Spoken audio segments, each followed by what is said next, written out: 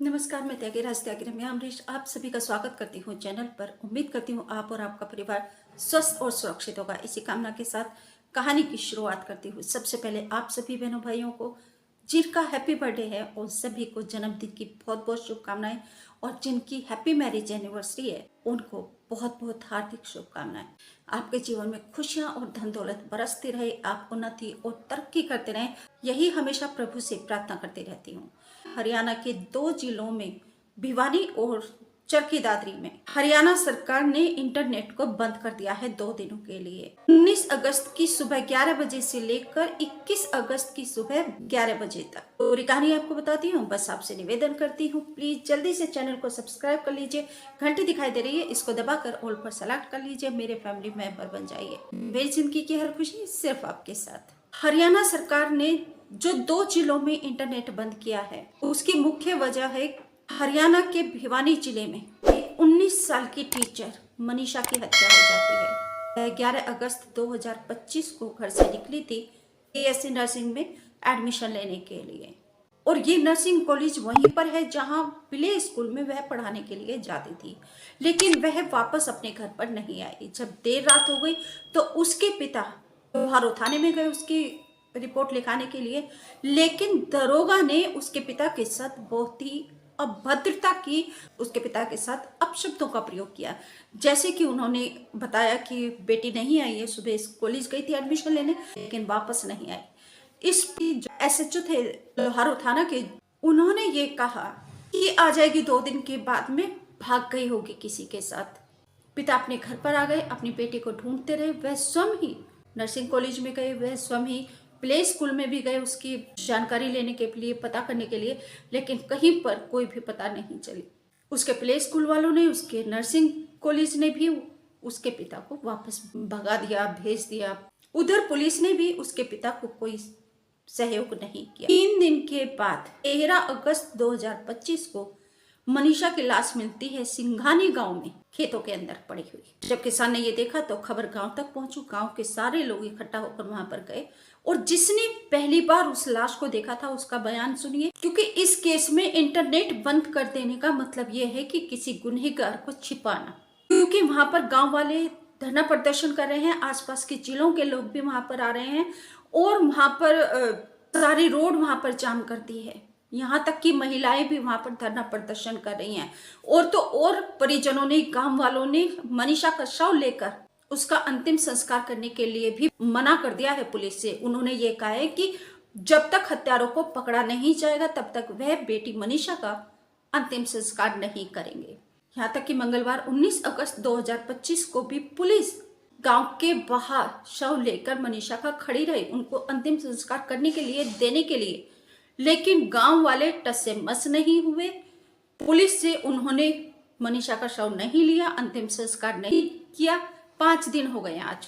Police अंतिम संस्कार करने के लिए बोल रही है, लेकिन गांव वाले और परिजन अपनी बात पर अड़िग हैं। कल जब पुलिस मनीषा का शव लेकर गांव में जाने के लिए जा रही थी तो गांव वालों ने गांव में जाने के लिए एंट्री करने सभी रास्तों को बंद कर दिया। देखिए, यहाँ तक कि जो विधायक हैं वे भी वहां पर पहुंचे थे। उन्होंने शांति का अपील की कि जो भी विरोध करना है विरोध कीजिए, लेकिन अनुशासन से और शांति के साथ। इंसाफ हम लेकर रहेंगे मनीषा के लिए। हर कोई यही बोल रहा है कि मनीषा के लिए इंसाफ लेकर रहेंगे, और जस्टिस फॉर मनीषा के लिए एक मुहिम चलाई जा रही है। जिसने सबसे पहले उसके शव को देखा उसने बताया कि उसका जो गर्दन थी वो कटी हुई थी, चेहरा पूरा जानवरों ने या किसी ने खाया हुआ था, लेकिन उसने ये भी बताया कि चेहरा ऐसा था जैसे किसी ने जलाया हो।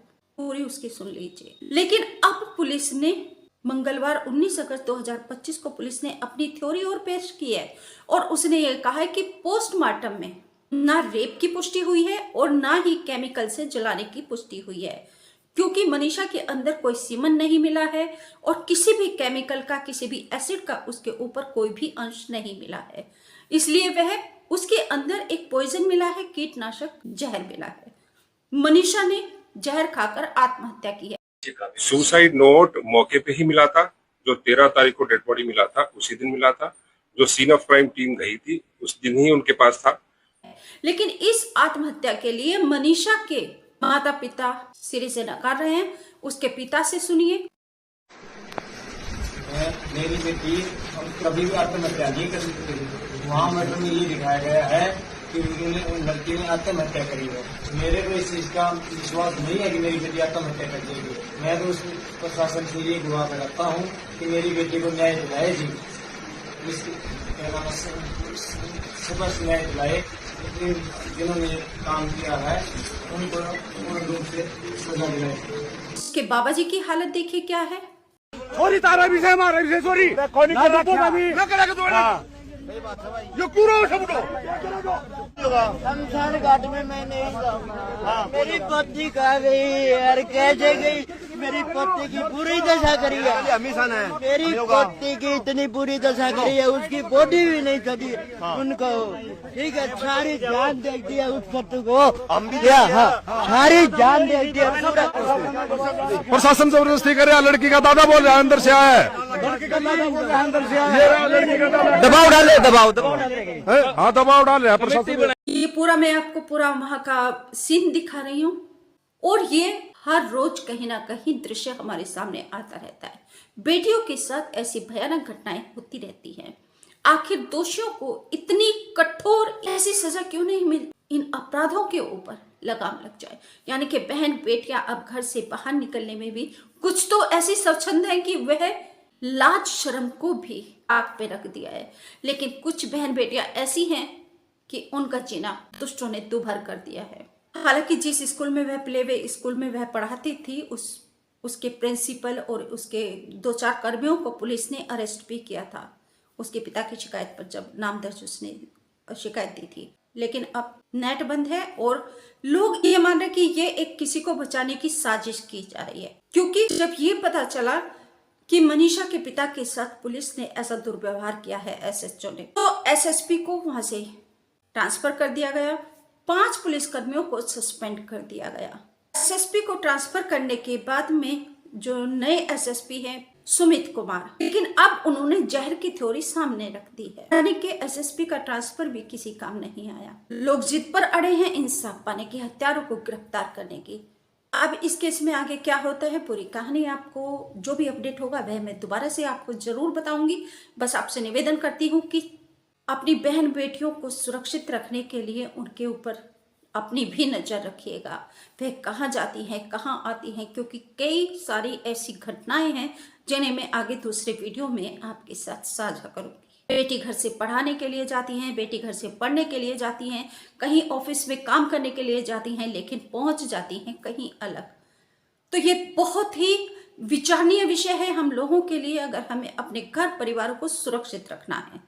बस आपसे निवेदन करती हूँ कि ये वीडियो लाइक करके शेयर भी जरूर कर दीजिएगा, ताकि हर एक बेटी समझ जाए कि हमें अपनी सुरक्षा को पुख्ता करना है। और अकेले मुझे खुद सच्ची बताऊं तो मुझे खुद को भय लग रहा है, मुझे खुद डर लगता है। ऐसे अब तक मैं नहीं डरती थी, लेकिन जो घटनाएं, जितना मैं इन घटनाओं का रिसर्च करती हूँ, जितना इन घटनाओं के पास जाती हूँ, उतनी ही और भयानक तस्वीर मेरे सामने आती है। मैं इस दुनिया के लोगों को बहुत अच्छा, नेक, भला समझती थी, लेकिन हर जगह जानवर बसे हुए हैं।